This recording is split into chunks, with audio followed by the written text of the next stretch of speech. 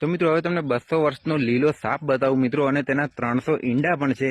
અને મિત્રો એ સાપ આ જંગલની અંદર આવેલો છે, એટલે તમને એકવાર બતાવી દઉં એટલે વિશ્વાસ આવી જશે કે ભાઈ ખરેખર લીલો સાપ હોય છે ને તેના ઈંડા પણ છે મિત્રો. અને ઈંડા બતાવશું એટલે મિત્રો 300 ઈંડા છે તેના કુલ. અને એકવાર તમને બતાવું એટલે વિશ્વાસ આવી જશે કે ભાઈ ખરેખર આ જંગલની અંદર એક એવો સાપ છે કે જેના 300 ઈંડા અને લીલા કલરનો એ સાપ છે મિત્રો. અને ઘણો મિત્રો લાંબો સાપ છે, એટલે આપણે થોડું ધ્યાનથી જોઈને અને ચાલવું પડશે, કારણ કે આપણા પગમાં પણ આવી શકે છે. એટલા માટે આપણે ધ્યાન ઘણું બધું રાખવું પડશે, કારણ કે આ જંગલ ઘણું ભયાનક છે અને આમાં ઘણા બધા એવા સાપો રહે છે. તો આપણે જંગલની અંદર આવી ગયા છે ને એ સાપ આપણે એકવાર ગોતી લઈએ. અને અત્યારે આપણને એક ભાઈએ મિત્રો કહ્યું હતું એ પ્રમાણે આપણે આજ જે જંગલમાં આવી ગયા છીએ. અને તમે જોઈ શકો છો કે જંગલ કેટલું ભયાનક છે.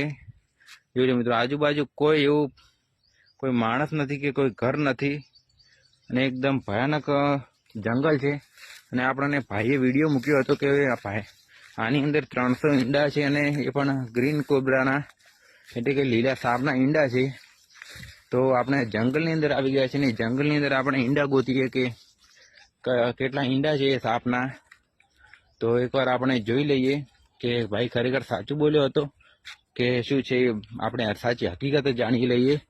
તો મિત્રો જોઈ લો, એ સાપનું લોકેશન મિત્રો આપણને મોબાઈલની અંદર બતાવ્યું હતું, એટલે આપણે તે જ લોકેશન પાસે જઈએ અને એકવાર બતાવી દઈએ કે ખરેખર ભાઈ સાચું બોલ્યો છે કે શું છે એ આપણે જાણી લઈએ.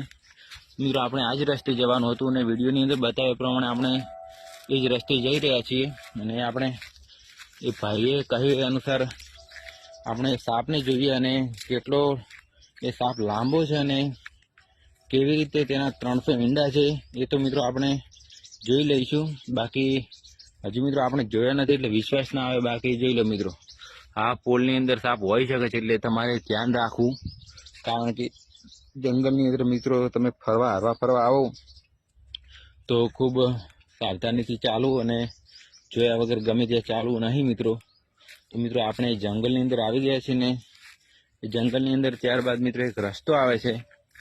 એ રસ્તો મિત્રો આ રહ્યો.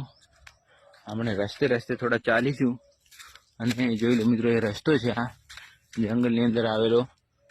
તો મિત્રો એ જંગલથી થોડા જ દૂર મિત્રો આપણે એક ગ્રીન કોબ્રા છે જે આપણે તમને બતાવીશું, એટલે તમને વિશ્વાસ આવશે કે ભાઈ ખરેખર 300 ઈંડા પણ છે ને એ સાપ પણ છે, લીલો સાપ.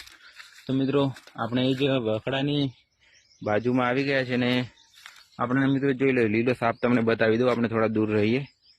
જોઈ લો મિત્રો, સામે જ છે, જોઈ લો. આપણે મિત્રો તેના નજીક નથી જવાનું, કારણ કે એકદમ ખતરનાક સાપ છે, એટલે થોડું ધ્યાન રાખવું પડશે.